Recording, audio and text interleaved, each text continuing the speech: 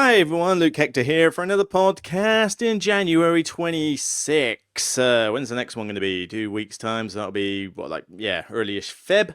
Not a lot has really happened, though, over the last couple of weeks. I mean, honestly, it's been hard to try and think of anything to talk about this episode. I was looking back at old ideas by Patrons and, seeing what's on Facebook, what's on Board Game Geek, what's on anything that's been topical or something, and I can find nothing. I literally feel like I've exhausted all the decent ideas at the moment. I need to ask everybody for some more, but I just sort of thought, well, I'd rather do that as a top 10 video. I'd rather do that as an actual video.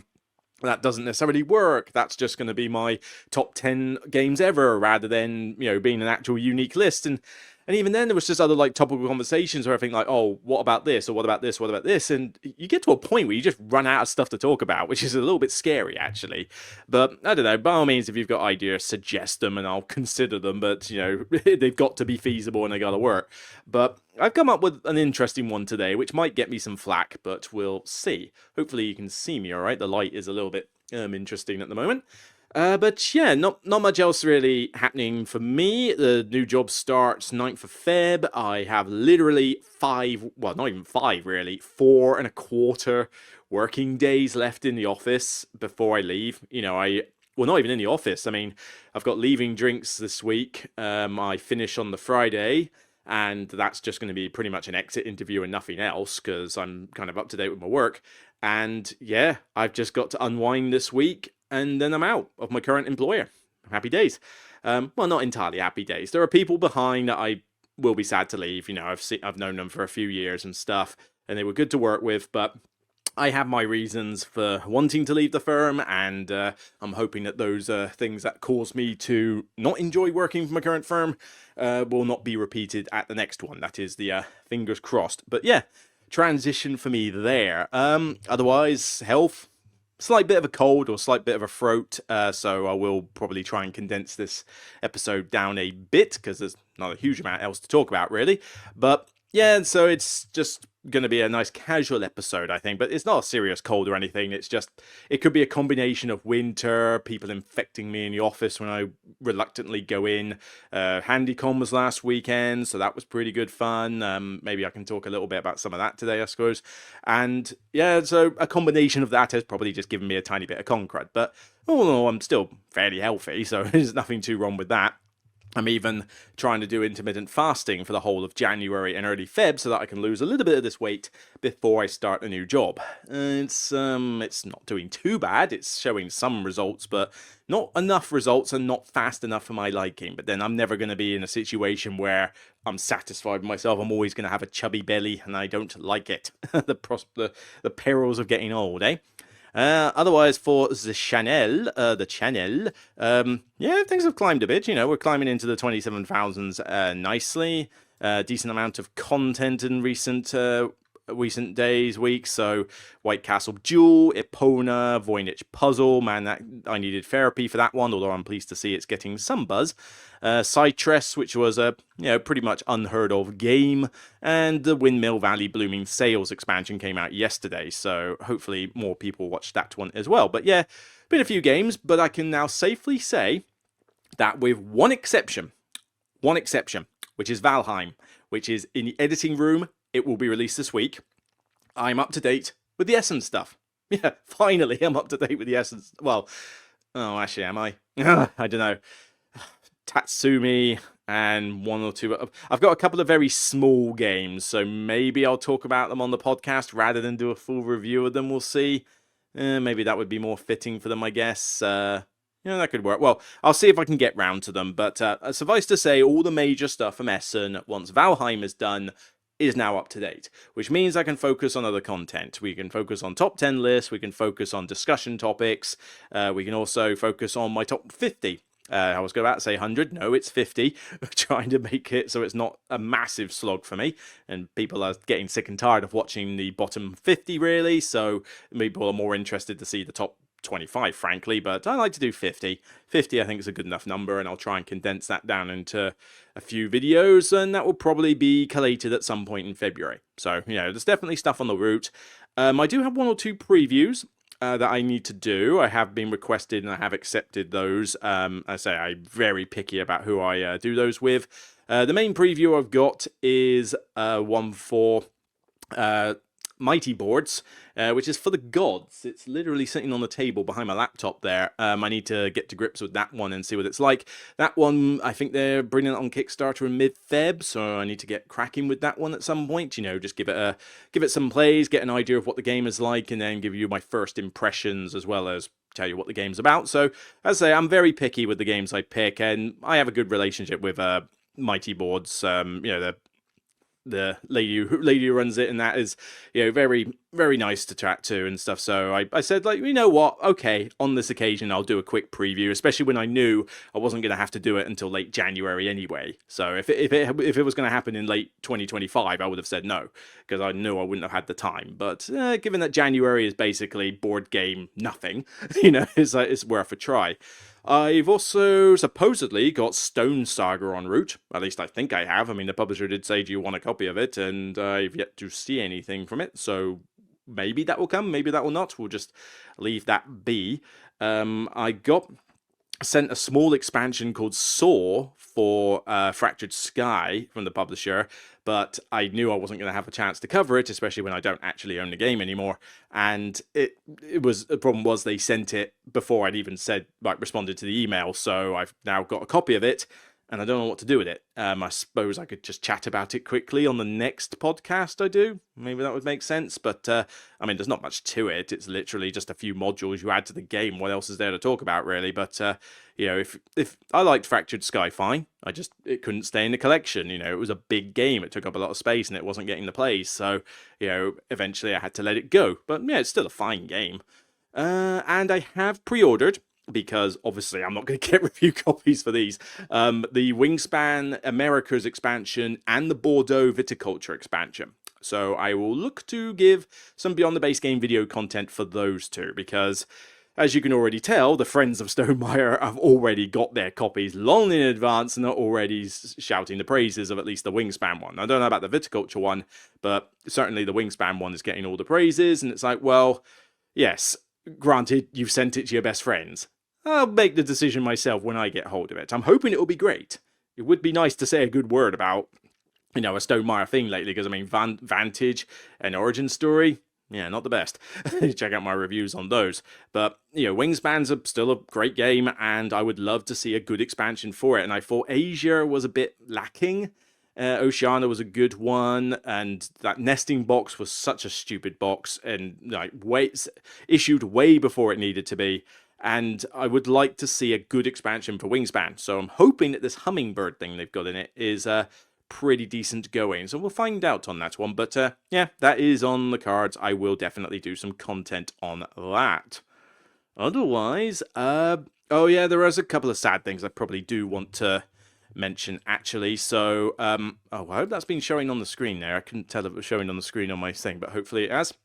I do need to mention one or two things. Firstly, I definitely will issue out like another request that if you want to help support the channel in any small way possible, then the Patreon is always open. But I say especially now because I'm sad to say that my sponsor, Kienda, is closing its doors. They've had a little bit of issue with their websites where products just weren't showing, and I had a sneaking suspicion something was wrong. But they have confirmed that they are closing their doors. They're going to be doing, I think they've got stuff on sales at the moment, but they're definitely going to be pushing like a liquidation sale, you know, at some point, probably in the next couple of months. You know, stuff's probably cheaper than it needs to be at the moment, but there's definitely going to be some heavy discounts in the future. So I would probably keep an eye. If you're in the UK, I don't think they ship worldwide, but if you're in the UK, definitely you're probably going to want to keep an eye on these, because some of these might sell for some pretty good discounts. I mean, Covenant at £42. I didn't think Covenant was all that, but you know, £42 for it compared to 60 is not a bad price, actually. Emberheart for £28.50. I mean, for the 10 out of 10 I gave that game, and even if you want to just call it a 9 out of 10, even if you thought 10 was too high, Emberheart is still a great game. For £28.50, for what you get in that box, it's an absolute steal. You know, that is definitely worth a steal. And, you know, there's more besides. But yeah, sadly, Kienda are closing their doors. They've been a faithful sponsor to my channel for a long time. They've, given me credit. I've had referral rewards for, getting people in on the discount offers and stuff. And they've stocked a lot of games that I wanted. They've helped me to get review copies. Well, not review copies, but their credit allows me to get more games to review, which I can't get from publishers now all the time. So they've been an absolute star, really. And, Fran, who runs it and has been in contact, has been great to work with. So it's a shame to see a retailer close its doors. And yeah, they've not just sponsored me, they've sponsored a few other channels as well, like some UK blogs and stuff. So they've been very nice to help small creators. So I gotta give them credit for that as well, myself included. But yeah, it just means that the channel now doesn't have a sponsor right now. Now, I have sent some emails back to a couple of people for affiliates, by the same token, who sells a lot of really nice tokens. I've got them in Outer Rim, for example, over there. They've got in touch, and I think Gameslaw is potentially doing something for like all creators, so there may be something there. But in terms of a specific retailer that's or publisher that's sponsoring the channel, there isn't one at the moment. So it is a bit of a shame. That's why you haven't seen the promo for Kienda in recent videos, and certainly you won't see any more now going forward. So that's done and dusted. But yeah, it's a shame. I like them. They're good. They're a good retailer. They're a good people. It's a bit sad. Yeah. I've seen people on Facebook sort of mention it, and the occasional person comment saying Luke's not going to like this, and it's like, yeah, you're right. Luke doesn't like it. Losing the sponsor is never a good thing. This isn't gonna, now obviously, it means I'm pushing the Patreon a bit more, because obviously they were a good source of getting games for review purposes that I couldn't get from publishers. So I'm certainly going to be trying to push to get more review copies if I can. But as I say, not everybody wants a critical viewpoint, so that's easier said than done. But if you are able to donate on the Patreon, even if it's just $1 a month, if enough people donate $1 a month, then the channel is able to do so much more. You don't have to feed yourself on baked beans next week in order to support me. You could literally just do $1. And if 2,000 people did $1, then they would not even notice the money going out of their accounts, and suddenly the channel would be able to do tons. So it's, a little bit from a lot of people goes a long way. It doesn't need just 10 people donating their life savings. I'd rather it was a lot of people donating a tiny bit, because it all adds up. So yeah, I'm pushing it. If it's something that you want to do, then obviously it's your choice, but it all helps the channel get games to review. I mean, after all, Wingspan Americas and the Viticulture expansion, entirely, down to help from the Patreons that I can get that kind of thing. And even for Essen, there was a lot of stuff that I got for review, but there was a lot of stuff I had to get at Essen just because people wanted me to review it. I mean, people wanted me to review Orloy, the astronomical clock game. Covenant was another one. That was not a review copy. Emberheart was not a review copy. Let's see, Valheim was. I'm trying to think of the stuff I've done. Whoop, that's the wrong page. I nearly closed the studio. That wouldn't have gone down well. Let's have a look. Which other ones from Essen were not review copies? Let's see. Voynich Puzzle, that was not a review copy. Epona was not a review copy. Duel was. Emberheart wasn't. Deckers wasn't. Coming of Age wasn't. Recall wasn't. Echoes of Time wasn't. Mystical Tales was. That was a review copy. Walking Osaka was a review copy. Take Time was not. Children of Colossi was a review copy. Data Era Expansion was not, nor was Windmill Blooming Cells on that front. Limit was a review copy. Star Wars Unlimited was a review copy. Covenant was not. 12 Rivers was. AR was not. Wild Venture was. SETI Space Agencies was. That was a review copy, because CG are very kind with their expansions as well. To Buy was not a actually no, To Buy was a review copy. Sorry, I'm mistaken. It was a last minute review copy. Yes, that was. March of the Ants was a review copy. Lost Lumina was a review copy. So I mean, you could say that the majority of them aren't, but no, let's say Wistwood was a review copy. Origin Story was not. Orloy was not. Arigato was. Sanctuary was not. And then before then, I think we're into.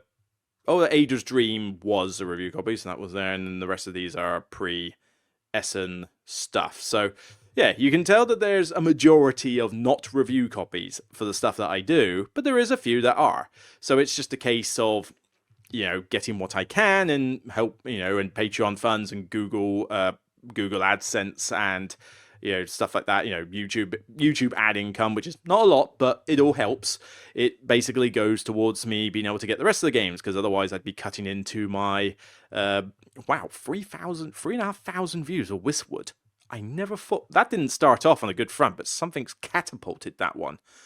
I'm pretty proud of that. In fact, let's have a look at all of these. 6,500 for Sanctuary. Wow, that definitely cropped up. Come on, where's the rest? Why is it all in a weird order? That's odd. Oh, it's because I'm on the wrong page. Yes.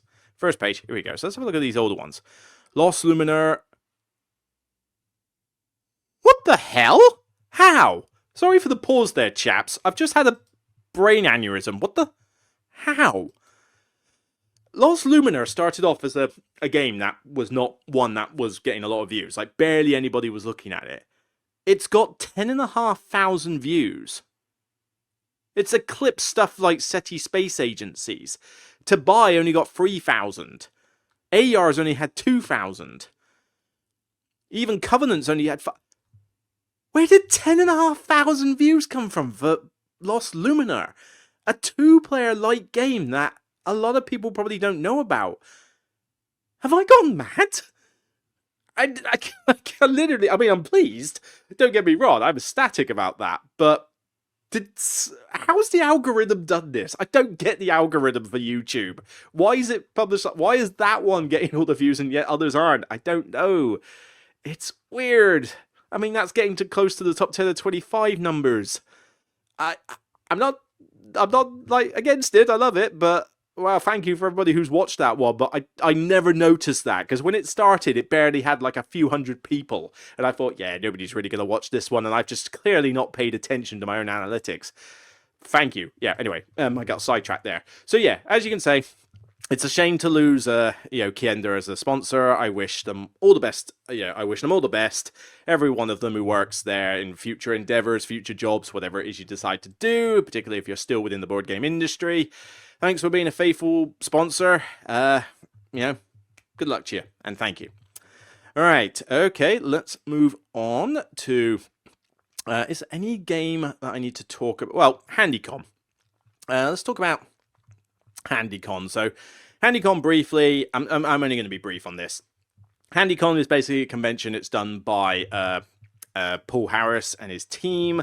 It's a really good con. It's hosted 4 times a year, and typically I don't go to all of them. I typically go to the one in January and the one in August. Sometimes the one in October, and we tend to skip the April one because there's too much going on in April, so I can't really afford it. Plus, I can only take so many days off a year, so there's only so much I can do.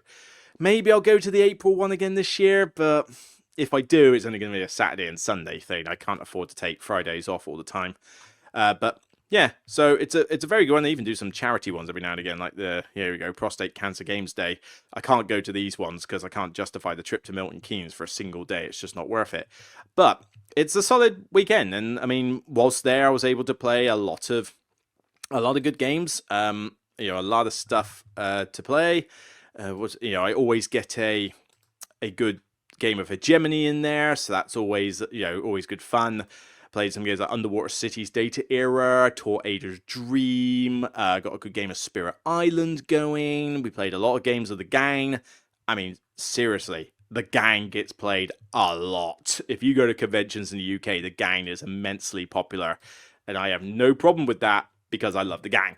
So that's fantastic. But yeah, they do a lot of events, little tournament stuff, and it's just a very good con. Like, Paul's a lovely chap. We may not agree on a lot of games, but he's a very lovely chap. He runs it well. He's got a good little team, and they go out of their way to make everybody comfortable, whether you're a light gamer, a heavy gamer, able-bodied, disabled. There's a lot of disabled access consideration that goes on with them, to make everybody accessible to the games and stuff. So they do a good job. It's just a nice, friendly con. You know, there's no bad blood there.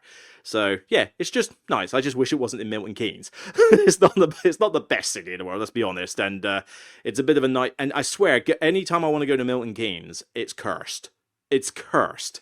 Traveling there, it was pouring with rain, stormy weather, got stuck in gridlock in a crash jam or whatever for about 20 minutes, and then the M25 always clogs up, and half the A3 was closed. It's like, I mean, I've been to Northampton for Handycon, and that journey was easy by comparison. A little bit of blockage on the M25, but nothing too much. As soon as I say I'm going to Milton Keynes, the elements and the gods just basically get together and say, we're going to make this journey hell. And it always seems to be the case. And even on the way back, you know, the M25 was mean pain. I know the M25 sucks, but come on. It's just something about Milton Keynes. The second you say, I'm going to Milton Keynes, you are afflicted with the Milton Keynes curse, and traveling there is always a ball ache. But yeah, it was good. Good fun. Played a bunch of games. Check out my Instagram for a lot of stuff I played. But yeah, I'm just giving a shout out because I enjoyed myself. If you played games with me, I know some people have got in touch saying, you know, thanks to the teacher of X, Y, and Z and that. So yeah, if you want to try out the con, then by all means, take a look on the site. Next one is in April, I believe. So April 20th, there's a game day in March, but here we go. So 17th to the 19th of April 26. I don't know if I can really end up there, but you know, if I can, then I will. But if not, then by all means, go check it out yourself. It's all good fun. All right, let's just go quickly on to the topic of this podcast then. So, this might get me some flack. But what the hell, I get flack for doing reviews anyway. Whether I say a game is great or whether I say a game is terrible, if I give any kind of critical viewpoint, I always get flack. It's the nature of the beast, so I'm kind of getting used to this right now and to the point where I just don't care. But I sort of thought, okay, you know, if I look at my top games, it's just going to be my top 50 again. So I thought, well, hang on a minute. What about games I rate low? Because I typically have a 10-point scale, and so 3 is bad, 4 is below average. You know, below average game will have a bunch of problems, but there'll still be a game that I can play now and again. 3 will be bad, 2 will be, like, really bad, and 1 will be terrible. And it's not that 1 means unplayable. It just means that for whatever reason, I hate the game so much that it drives me nuts playing it. So I thought, well, okay, why don't I have a look at my ratings and think, what have I actually rated 1 in the past? And this is not me saying, oh, this is my overrated games list. You know, if you like these games, fair play to you. Go play them. What do you care what I say? But this isn't also me ranting about, oh, this game is terrible. Why do people like this? But this is actually more of a podcast of forgiveness. Because normally when you rate a game 1 or 2 on Board Game Geek, are you really saying that the game is that functionally unplayable? There's certainly a few cases, even in this particular selection, which I would probably argue could be the case, but sometimes you just rate a game 1 almost as a spur-of-the-moment thing. Like, you play it a few times, and each time you've played it, you've had a bad experience for whatever reason. And because it always reminds you of a bad experience, you rate it a 1 or 2 on Board Game Geek. But I have to admit, if I was to review these games properly, like properly do a video and say, I'm reviewing it based on pros and cons, would I not honestly rate it a bit higher? Would I not have warmed up to it a bit more? Would I not at least give it a 3 or 4 out of 10? You know, just say it's below average, or I think it's bad, I just don't think it's terrible. You know, and maybe this is a chance for me to forgive a few titles. You know, to go back through games that I've sporadically rated a 1 and just say, you know what, that's a little unfair. Let's push it a couple of marks up. Now, I haven't done all of them, so I've just done a selection. And I'm going to be pretty speedy with these. And it's surprisingly, some people are going to be like, ooh, I can't wait till he talks about Concordia. Funny enough, Concordia is not on as a 1. For some reason, it's there as a 2. I still hate the game. But yeah, for some reason, that and Power Grid have escaped the 1 thing. I don't know how. But, you know, they just for somewhat have. And there's definitely a few that I've just picked out at random. And there's some which I'm like, I might just leave as a 1 because I still think they're terrible. But then there's some that I'm like, okay, I'm being a bit harsh here. This is purely just me being angry with the game. Let's realistically give it a different rating. You know, I'm not necessarily, I mean, I'll get round to changing it on Board Game Geek, so it's a bit more fair. But, you know, this is stuff that these are games I just simply don't like, for whatever reason. And I'll try to give some reasons when I can. But again, this is the podcast of forgiveness. Can I look back on some of these games and think, yeah, maybe I'm being a bit too harsh? I mean, Great Western Trail was another one. In hindsight, perhaps it really isn't worthy of a 1 out of 10 like I thought it was in its first edition. And funny enough, I actually like the second edition of it, like 6 out of 10. And I really like New Zealand. That was a 9 out of 10 for me. New Zealand just completely sold me on it. It's like, okay, this system, the good bits of the system are here, but here's some new stuff that's really good. There's more options. It's a bit more open-ended. And it's like, yes, this is what the game should be. So even a game that I don't like before can get things right. I really didn't like Terraforming Mars at first, but I've now warmed up a bit more to it. Still think Art Nova is fantastic and much better. Dune Imperium. That's more the opposite way around. I liked it more at first, now that's dropping down, but that will never get down to those sort of marks. That's probably a bad example then. Trying to think of other ones. Well, let's not spoil too much. So yeah, as I say, I'm just going to go through a bunch of random games that I happen to have given a 1, and sort of saying, was I just being a bit too harsh? Was that an emotional response? Because some of this stuff is. You have a bad experience or 5 with a game, and you instantly think, I don't particularly, I think that this game is not for me, or whatever. So it's not necessarily a justified rating, but it's just what it is. And I'm sure you lot have all got them as well, okay? You lot have got these games that you really hate, that you've given a 1, that you think are terrible. Admit it, you do. Whether you've actually rated it or you just think to yourself, I think it's a 1 out of 10, you do. Don't try to lie about it, alright? So let's just bump in with a few. And we're going to start with Deep Regrets. This is a recent one, actually. I really hated this game. This one was, for me, I just found it a broken mess. I mean, the artwork was funky on it, and I like the whole Cthulhu Deep Ones theme, but this one, I remember it taking so long for a game that was basically just a push your luck fest. And, the gimmick with these sort of polyhedral dice, which just kind of weird. You were supposedly catching fish, and the deeper you went, the more mutated the fish were, but they could be worth more.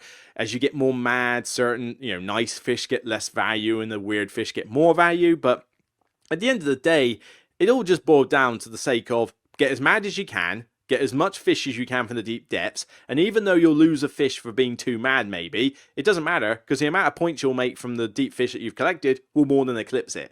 So it just makes going for the small fish mostly pointless. And it takes forever. I mean, I thought this was going to be a game that took like 30 minutes and it was done and dusted. This thing took like 90 minutes to 2 hours to finish. It was absolutely ridiculous. And I just remember being bored out of my head. You get these cards which are entirely, luck based as to what values they are. The fish that you grab are mostly luck based. Obviously what die values you roll, what strength your actions are. Again, luck based. It's just a push your luck fest that takes as long as a mid-weight to heavy Euro game. I just did not like this at all. And admittedly, I've only played this once. So this is more of a spur of the moment thing. It was the first impressions that really did not sing well with me. And, it wasn't really, it's not for me. Like, it's clearly not a game for me. And is one fair? Probably not, but there's still a lot wrong with it. I can't imagine wanting to play a push-your-luck game for that kind of length of time. If it was shorter, if this was like a 30-minute thing, tops, then I could see it working. Fine. But the fact that there's so many rules you got to teach up front, there's so much, time spent on the game, and the madness system just feels fundamentally broken. And I've had people verify this. It's not just me thinking it. A lot of other people have come to this conclusion. I honestly don't get it. So, is it a fair rating? Maybe. I mean, I can't really think of much good to say about it apart from the artwork, which is quite cool. But I suppose maybe 1 is a little harsh, but it definitely isn't a good game for me. I definitely do hate it. Okay, let's have a look at another one. Mega Civilization. Oh god, no. This one, I am not moving the rating on this one. I hate this one. This one was a game that I bought thinking, I'm going to love this. I like a good Civilization game, and this is a big mega one. It's going to be epic. We're going to have technologies and combat and all that, and it's all going to be good. Oh god, how wrong I was about this. I got served.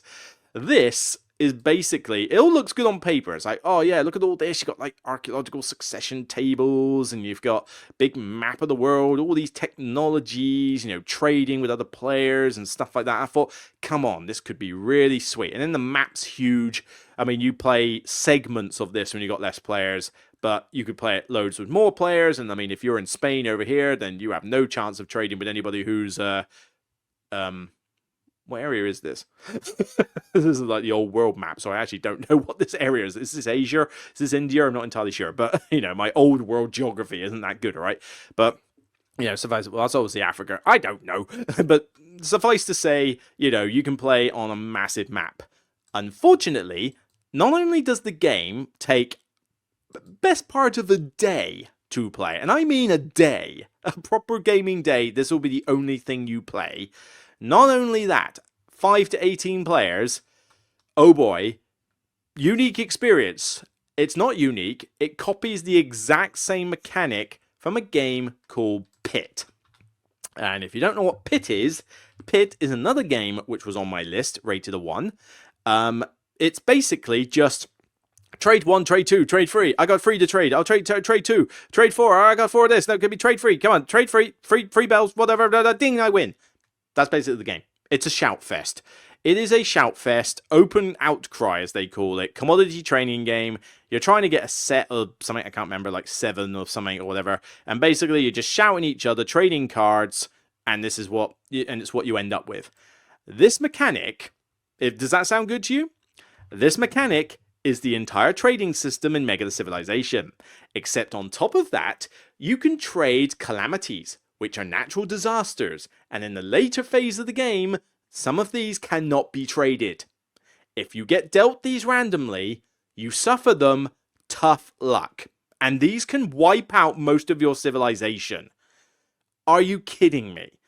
And the idea that the trade fair is basically just people going trade 2, trade 3, whatever this is. It's basically a pit shouting match in a civilization game. What the frig? I mean, seriously, this was a game that they thought was going to be fun. This one is not shifting. There is nothing good I can really say about it. I mean, it costs an arm and a leg. The production quality is okay, but it's not stellar. I mean, it's for the price you pay, you're basically just getting a lot of components, not necessarily great components. Certain people on the map you will not have any interaction with. The trading the calamities is stupid. I mean, imagine you play this game for like 12 hours and then suddenly a typhoon comes into your hand. You can't trade it and suddenly half your coastal cities go away. Is that fair? Does that sound like fun to you? And it's not exactly a looker. It takes way too long. It's just chits everywhere. It's just not even really that fun a game. I can't really think of anything good to say about it. I'm not shifting on this one. I think it's a 1. It's terrible. I hated my experience of it, and I'm not budging. This one doesn't deserve the forgiveness. Not gonna happen. All right. Well, let's see about the next one. Ugh. Oh god.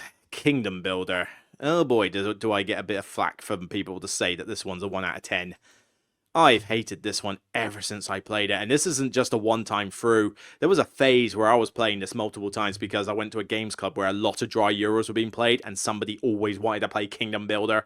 The only reason I was doing it is because there wasn't much choice. So I've played this enough times. I have given this a chance, okay? But this game is just fundamentally boring. Absolutely boring. I mean, it looks like a dog's dinner anyway with these like terrain segments and that, but the idea that you are building your houses, like your little houses, in specific patterns on there, which give me a reason why you should be building stuff in a straight line and stuff. I don't know. There is no theme in this game. Who the hell cares? But basically, the idea is that while you're playing this, you essentially have a card, right? This is your hand of one card that says where you can build. So it says, I can build on desert, so I can build on these yellow bits. That's what I can do for the next turn. That's the choice you have. That. What if I want to build on the forest because I've got a good thing going? Tough, you got to build on desert. But I don't want to build on desert. Well, that's the card you drew. Tough. Do it. What, you going to sit there and cry? Do it. But I don't want to. Here you go. That's the game. And the game's terrible. It's boring. It sucks. It's not, I mean, I suppose if I wanted to give it a point for anything, it's not that long, so you don't have to suffer for too long, although it can still cause some people AP, despite the fact you've only got one choice in your hand. And let's face it, you know, most of the time it's dumb choice or right choice as to where you build with said terrain. You either improve something you already had, or it doesn't really matter because it wasn't good for you in the first place. It looks horrible. I mean, that is what the board looks like. You know, does that look visually appealing? Would you turn your head and look at that on the table if you saw it? No, you wouldn't, because it looks dull and drab and boring. It sucks. I hate this game. I hate this game. I think it is one of the most boring things I've ever played. It gives you very restrictive choices in there, and it's just not fun in any way, shape, or form. The fact that it's not that long is probably its only grace, and that's probably why it gets a point in the first place. Not budging. I don't forgive you, Kingdom Builder. You've caused me, admittedly, not as many hours of misery as some of these games have, but you've caused me plenty enough misery, alright? So you don't get forgiveness. As do you. Oh boy. Oh god, this game. Exploding Kittens. This is a 1 out of 10, and honestly, if I could give it a 0 out of 10, I would. This game doesn't even justify its own existence. Purely popular because of a webcomic series that apparently is popular. Honestly, I've had a look at said webcomic. I like cats. There's nothing about this webcomic that makes me laugh. It's just weird. It's just weird. Yeah, it's just plain weird. But this is basically just a giant luck fest. There is no skill in this game whatsoever. Hell, there isn't even really any decision making in this game. It is just basically play cards and chaos ensues. Nothing else. It's just got some weird pictures on it.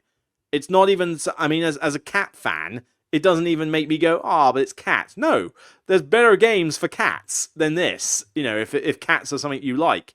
It's just weird. I mean, you've got cats vomiting rainbows and stuff. It's just odd. And, you know, stupid like things like Taco Cat. It's a cat that's shaped like a taco. Yeah, well done. You win comedy this week. I mean, you know, did Shut Up and Sit Down get their comedy tips from you? I mean, come on. This is just not funny. It's not funny. It's not fun. I mean, I see people smiling in these pictures. What are you smiling about? What are you smiling about? Seriously. What is it about this game? This is more realistic. She looks bored out of her head. She looks bored out of her head. And the mum's on a mobile phone because the game is so boring that she doesn't even want to concentrate on it. That actually makes more sense. What the hell? And yeah, you know, most people are smiling because they're posing for a camera shot, not because the game is actually fun to play. It's just, there is no game here. It's just based off a webcomic. That's why it was popular. I don't care if it's short. I don't care if it's meant to be a party game or something. It sucks. It's terrible. It's pointless. It's not even really a game. I mean, this is getting to close to levels of like a Gentle Rain for not even really being a game. This is just utter rubbish. It's tripe. It's utter tripe. And I'm not budging. This stays as a 1 out of 10. And we hopefully will forgive something soon. Otherwise, this is just going to be a rant. Alright, The Mind. Yes. This one still has... I can't forgive this one. This one stays as a 1 out of 10. Now, I love the crew. I love the gang. I like Take Time. Alright, so I like these games with limited communication. The Mind is a limited communication game.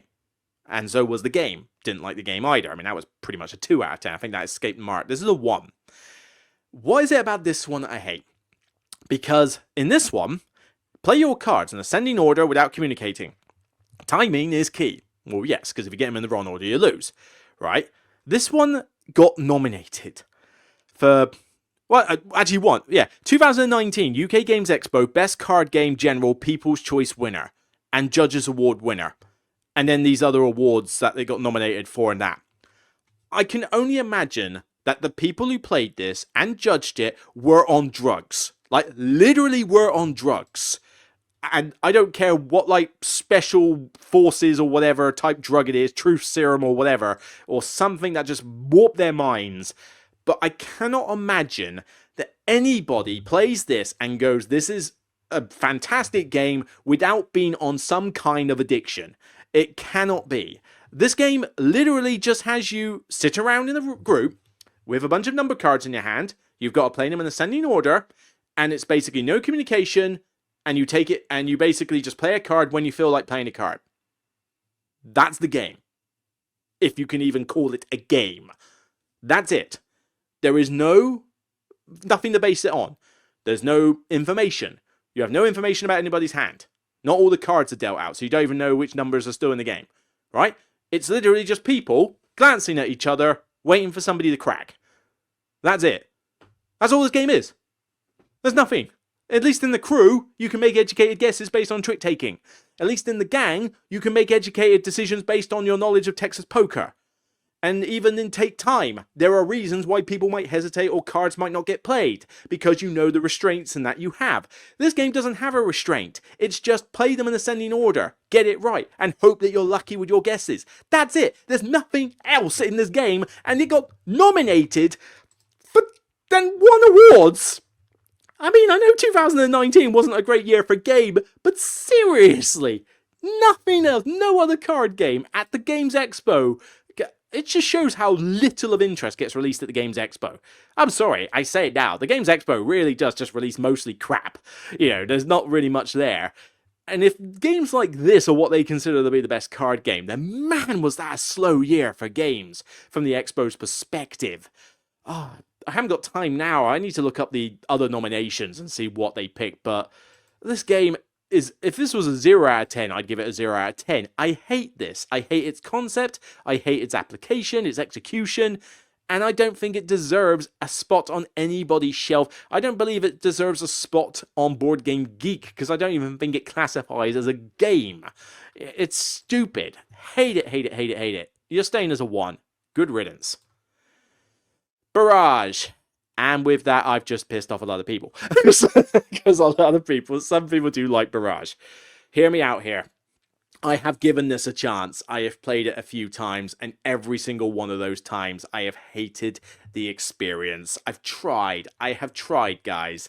But let's get over the fact that the production quality of this, both in Kickstarter form and in normal form, is horrible. Like, you know, you've got spindly little spoke wheels that bend and warp. Stuff gets nudged underneath them. You've got really drab artwork. I mean, look at that box cover. Seriously, does anybody look at that box cover and go, oh yeah, that looks great? No, it looks dull and horrible. Much like all of this does. I mean, this is a TTS tabletop simulator rendering, and it still looks horrible. Even TTS can't make this game look nice on the table.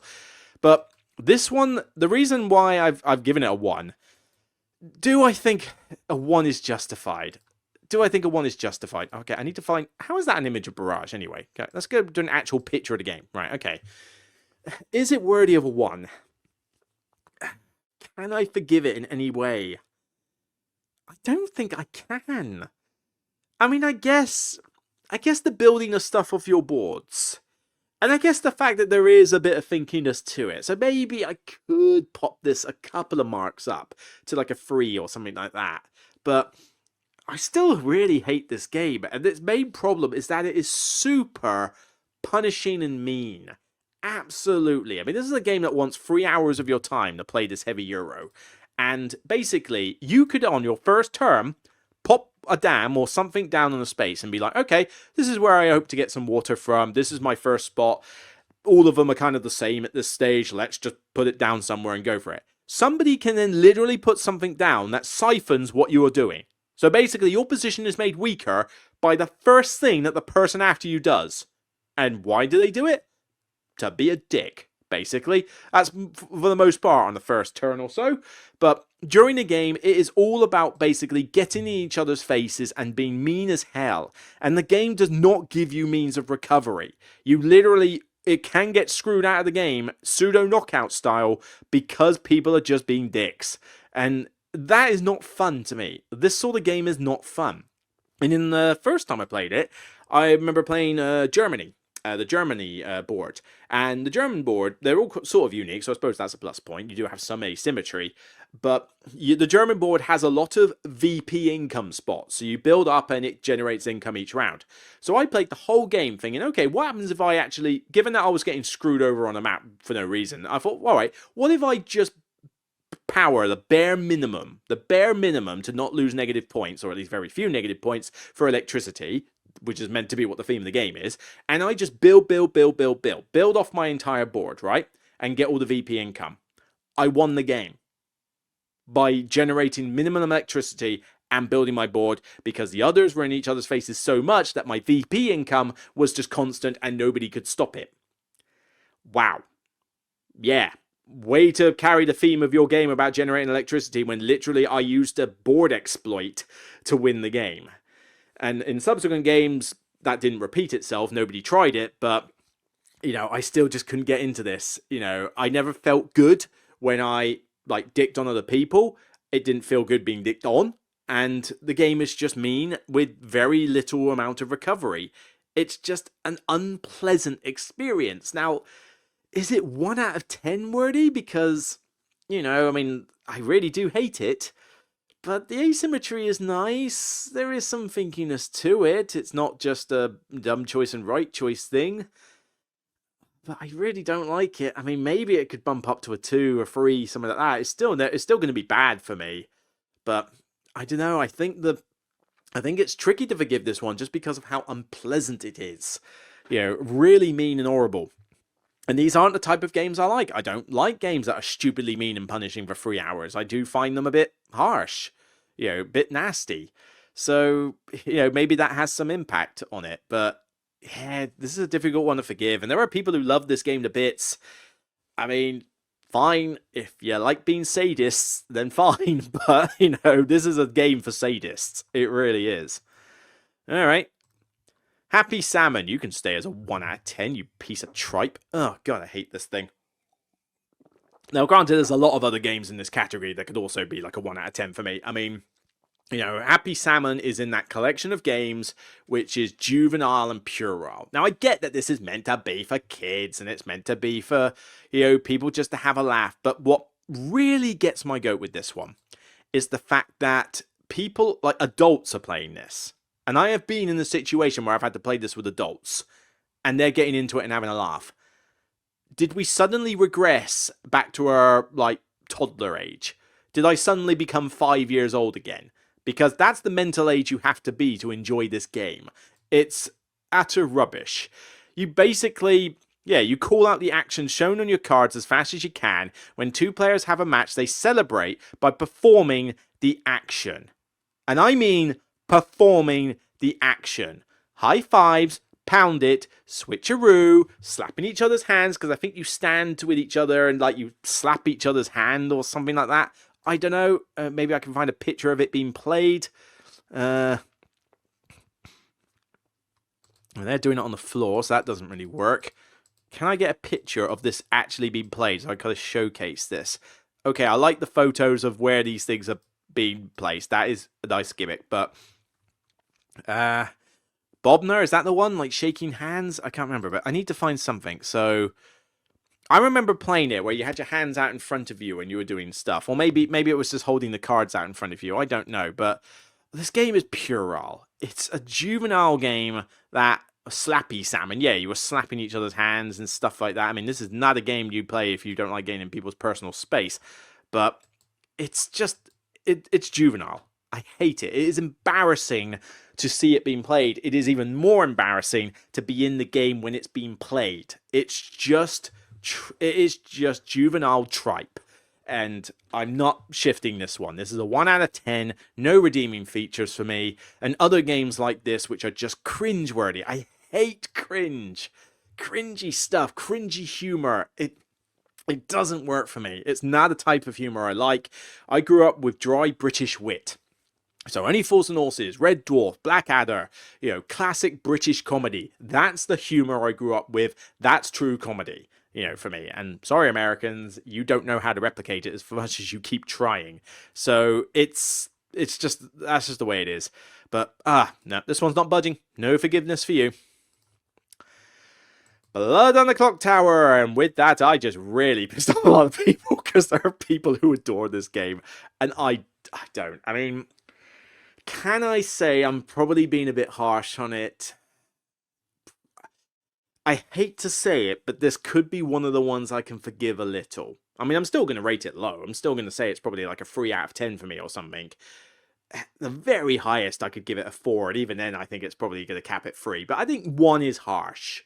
I think this one could be one that I could show a little bit of forgiveness to, because I do like games with social deduction and, trying to figure out who's on your team in that. The problem I have with Blood in the Clock Tower, and believe me, I have had plenty of opportunities to try this out and make certain that I'm not just like basing it off a one game thing. It doesn't know how long it wants to be. The time says 30 minutes to 120 minutes. I've seen it go longer. I've seen it go to 3 hours plus. These games just don't know when they want to finish. That's already a problem. It costs an arm and a leg. Whoever hosts it basically has spent like 150 quid on this big book with a bunch of tokens in it. That's all it is. That's £150, gentlemen, ladies and gentlemen. 150 quid for a book and some tokens. Really? That was money well spent, wasn't it? But if anything, it's not so much the game itself. I mean, the game itself is fine, but there's so many different roles, and it's a bit like Betrayal on House on the Hill. You can create a situation with these roles where you outright break the game. Like, the game just gets broken because of the types of roles that are in it. And people will say, well, it's the narrator or game master. It's up to them to make sure it works. Oh, I'm sorry. It's up to the game master to make sure that your game functions properly. No, that doesn't win me as an argument. But the social deduction thing is fine, I guess. I mean, I do like trying to figure out who the traitor is and stuff like that in these games, but most of these games, Deception's probably the longest example of them I play, and that one's amazing, but other ones would be like Werewords, and in the past I used to like stuff like One Night Werewolf, and Bang the Dice game's still a bit of a laugh, games that don't take long, 5 to 30 minutes tops, and this thing is like multiple hours with a front-loaded explanation of the roles, and if you get knocked out early, you're practically stuck, you get put as a ghost character or some weird thing like that, but you don't really get to participate that much compared to being alive, and in the first couple of rounds you could just be killed for the sake of being killed. That's not fun to me, and I've been in that situation where I'm stuck there for multiple hours with not much to do because I got killed first. It's not a fun game, honestly, and I do think it's overrated beyond belief, which does really anger me. But then that's not really a reason to rate it low just because of that sort of thing. But it's also the people that play it that can get on my nerves a lot. Because when this game has been played, we had a thing at our Southampton group where one person actually left the group, like the main gaming group, because of this game. Because the problem with Blood on the Clock Tower is that the people who play this don't just stay in their own room. They basically stay in their room and you can hear them from miles away. And I say in their room, their corner of the hall sometimes, so you can easily hear all the stuff they're shouting at, which means you can't hear yourself think. But then they spread out to talk about stuff we don't give a rat's ass about with their game, usually in groups of 2 or 3, with little clipboards and their little checklists or whatever they are. I don't even know what's on half of them, and they're there next to you while you're playing games, rabbiting on and on and on. So you can't hear yourself think, you can't hear yourself teach stuff to games, and you've just got people dotted around who think they own a place, rabbiting on because they can't keep their voices down. That, it's not even just the game I don't like, the community a lot of the time is something I don't like. I don't like the way this game is played at conventions or in like small halls and that. And it caused a massive ruckus at a local game club, and I've had to get to the point now where I'm like, look, okay, I don't like the game, I don't like the way it plays out, but at the end of the day, respect each other's noise levels, respect each other's, space, and we'll get on fine. I've had to bring myself to that level, but it's caused controversy with places I've been to, and I'm not surprised. But is that a fault of the game itself? It technically is, but I think maybe 1 is a bit harsh. It could probably jump up a place or 2 if I forgive it a little bit, but I still don't like it. But this is probably one that maybe 1 is harsh. Okay, next up. Lorenzoni Magnifico. Maybe I could forgive this one a little bit as well. I mean, I really hate it. I do hate this game. It looks horrible, it's beige, but there is some aspects I quite like. I like the card system itself. The card system is fine. The column system up here and getting these ones and generating an engine. I mean, that's all fine and dandy. I just wish the game wasn't so goddamn restrictive and punishing those. This is going back to Barrage. You have like this engine that you try to build up on your board, and that's all well and good, although I swear getting greens is better than getting half of the other stuff in this game. But I don't like the way the dice system works in this. The dice system here where, they're randomly dictated, they're rolled, and this kind of dictates your ability to do anything in that round.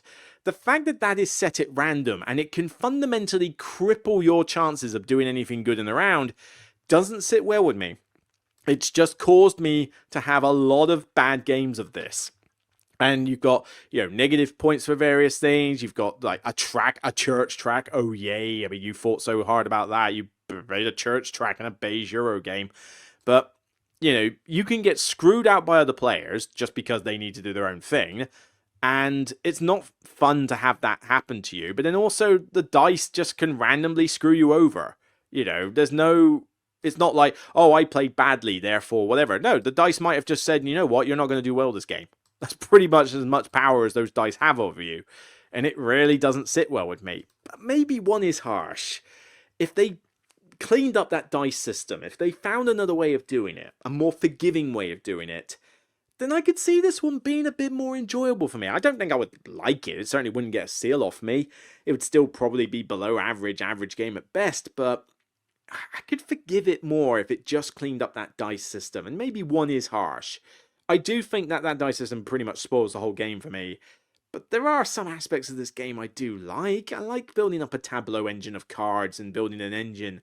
Yeah, there's no theme to this. Yes, the actions you're doing are boring, but you are still building up a tableau engine. I do like that kind of stuff.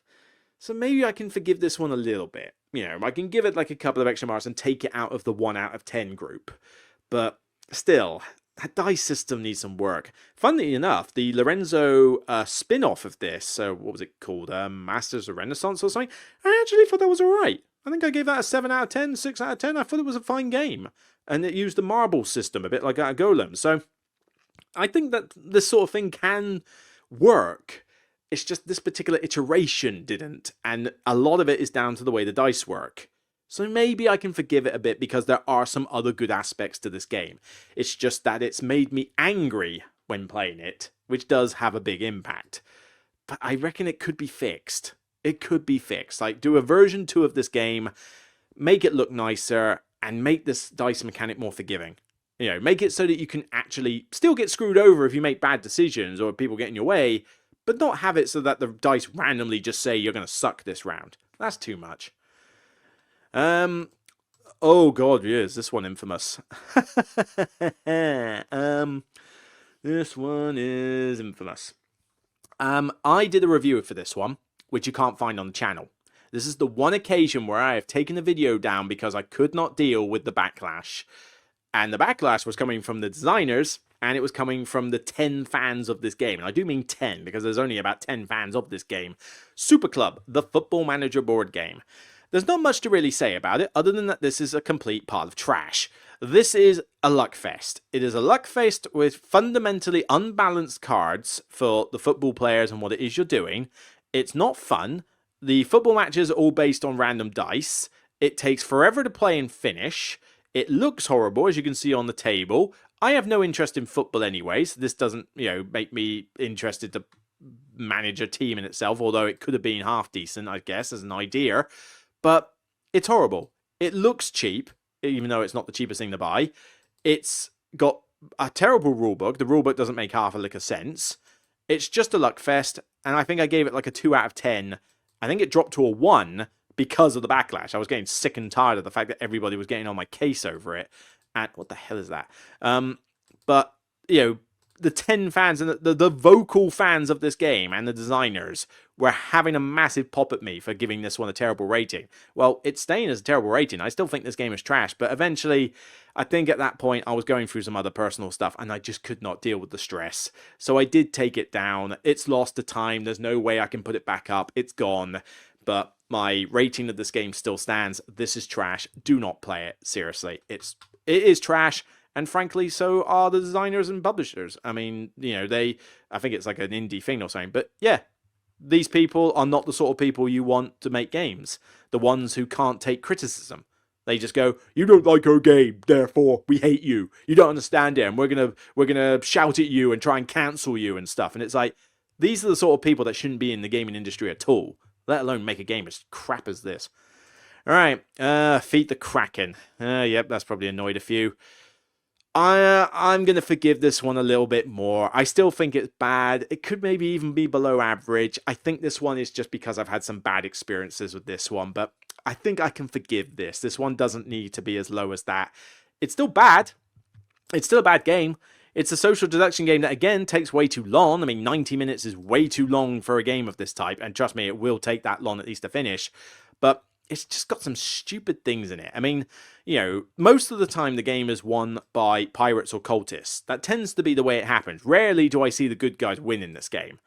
But, you know, for the first part of the game, it's mostly pointless. Because you can't find out any information from people. People go, oh, you played a yellow card now, you must be a cultist. It's literally the first turn. I have no information to go on. Let's just play a card and see what happens. You know, there is no rhyme or reasoning to the early part of the game. Slowly but surely you find out more information and you can kind of progress on. But there's still... The cultist thing can just randomly throw a spanner in the works and convert people, which just fundamentally changes the outcome of the game, which ultimately makes everything you've done leading up to that point utterly pointless. Because everything, information you had, can be undone just because somebody you trusted suddenly became a cultist by random chance. And it's like, well, that's no good. And there's this stupid space here. It's got the knife on it, right? It's supposedly cut the tongue off someone. Yeah, great. Kid-friendly much? But basically, you cut the tongue off someone, and they can't talk for the rest of the game. Does that sound like fun? Playing a social deduction game where you can't talk? There used to be a card in Mansion of Madness where it said if you went insane and you couldn't talk for the rest of the game. People know it's a garbage card. They don't play with it. This doesn't deserve it either. It's a stupid, dumb rule, and everybody who I talk to about it says that that's a stupid rule. Even fans of the game have said it's dumb. Why is it in there? You know, utterly stupid. But can I be that harsh to say it's a 1 out of 10? No, but the problem is that it uses the similar system to Secret Hitler and that, which I also don't like at all. I think that maybe have been a 2 or 3 out of 10, maybe. Maybe it's a 1, I can't remember, but... I hate that game as well because it's using the system where basically you get given people select cards, they put them in, you look at them, and you have to decide between one or the other and select that for the journey or something. Secret Hitler does something very similar. The problem is that this means that the arguments for every round are the exact same argument. It either succeeds, in which case, great, or a bad card comes out and the person says, that's all the choice I have. That's it. That is all the arguments are in this and Secret Hitler and other games like this. Rinse, repeat. All the time. That's just boring. It's boring and repetitive. There's no information at the start of the game, so that bit is ultimately pointless anyway. And later on, you may just literally be in a situation where it's like, look, I'm on your side, but I got given 2 red cards. I can't convince you otherwise, so what am I supposed to do? There's no other information to go on. You know, I've got given these 2 bad cards. I can say that this guy's bad, and it's literally just my word against yours now. It's a stupid mechanic, and I don't think it works in social deduction games. So I can forgive this one a little bit. It does look nice. It's a nice production, but it's still fundamentally flawed. And very quickly, let's see, Scout. I really hate this one, but maybe I'm being a bit harsh. It is a quick game. 20 minutes, 30 minutes. It doesn't take that long. It's not too much time out of my life, but there isn't a lot of decision space in this. I mean, it's luck of what other people play as to whether you're able to play cards. I thought the whole idea of being able to flip your hand over was going to play more into the strategy. It doesn't. You literally make this decision at the start of the round and you have no information to go on. So what does it matter? I just do it randomly and it makes no difference to my play. It's just not that fun a game, honestly. I don't like it. I don't feel like I have much control or decision space. I just feel like I'm going through the motions and waiting for the game to end. So does it deserve a 1 out of 10? Probably not. It is just a simple little card game at the end of the day, but it certainly deserves a low mark. I still hate it. Imperial Steam. Oh, God. Maybe this one's been a bit harsh because I have only played it the once. A friend of mine taught it to me, the one who likes train games. But I do remember disliking it. It's punishing. It's a boring theme. Like anything to do with trains is a boring theme. Yeah, fight me. It's not a overly great looker. But what was it this game that had the stupid auction? There was some mechanic in it. I think it was Imperial Steam. Yes, it was. This is the reason why it went down so low. It's this mechanic with the score thing. I think at the start of the game you could bid so much or like go so high on this track or whatever, and it enabled you to do certain things, like certain tracks and certain things you cannot do unless you're a certain distance up it. But I think the rulebook or the game does not warn you that if you don't go to a certain length, you will be pretty much out of the game because you won't be able to do any of the hard stuff. So it like really, really screws you over if you do that. And I do remember getting caught out by that and just having a really sucky game where I had to do really terrible actions because I didn't go high enough on that track at the start. Well, thanks for warning me about it. It would be nice if it... I mean, why does it even let you do that anyway? Let alone not put a tip in the book that says you should probably not do that. You know, and at the end of the day, it's just trains and connecting routes and cargo. Coal, iron, the works. I just found it really boring, and I remember that game just sucked in terms of getting screwed over like that with very high restrictions, very punishing gameplay.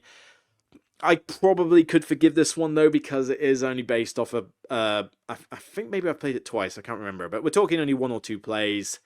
Maybe I need to play it more, but I don't want to play it more because I know that it's just boring and punishing. I just don't like it. So it's not a game for me, obviously, you know, being a train game. But yeah, I just remember my experience of this being so negative, so anger-inducing, and so boredom-inducing that it got that low mark. But maybe it doesn't need to be a 1 out of 10. Maybe that's been a little bit harsh, but it's still going to be a bad one. And Monopoly Deal, the card game. Do I need to say any more? This game is trash. It's a luck fest. Who the hell plays this game? There are people who say they enjoy it. There are reviews on this page that say they enjoy it. But I'm sorry, Board Gaming Parent and Father's Geek, I worry about the sort of games you play if you think this is fun. Seriously, this game is trash. Alright, that'll do. That'll do. So... oh, my throat is super dry. And I need to get this edited and get on with other stuff. So, yeah, thank you for listening to my rant. So, this was a whole podcast about can I forgive these games after a while? Seems I can't. It seems, I mean, Feed the Kraken to some extent. Maybe Blood on the Clock Tower a little bit. Imperial Steam just because I haven't played it that much, but even then not much. But yeah, there was a lot of games, and maybe Scout. But... yeah, there's a lot of games here which I'm like, now I rated them low, I hate them, and I still hate them. You know, there are some games I've warmed up to in the past, and, you know, those ones have improved in their ratings. You know, Terraforming Mars, I think I might have rated a 3 or 4 when I first played it. Like, I really had problems with it. But then Prelude came out, expansions have come out, and I've played it more, and I enjoy the tableau building stuff more, and I'm like, yeah, Terraforming Mars is still a 6 out of 10 for me. It's still a game I'll play now and again. You know, I don't love it. I still cap it at 3 players, and I don't want every expansion in it, but you play it with Venus and Prelude, you've got a decent enough game there. So, and Great Western Trail, you know my jump to New Zealand, you know, that one being one of my favourite games, you know, and despite hating the first edition of Great Western Trail. So, there are games that I can forgive over time. It just seems that a lot of the ones on that list aren't ones that I can forgive a lot. So, maybe this was just an excuse for a rant, but you know what? Felt good. It did feel good. So, by all means, I know there's going to be some games in there which some of you think are absolute belters and classics. Of course they are. We all like different stuff. It's just the nature of the beast. But by all means, go and enjoy them.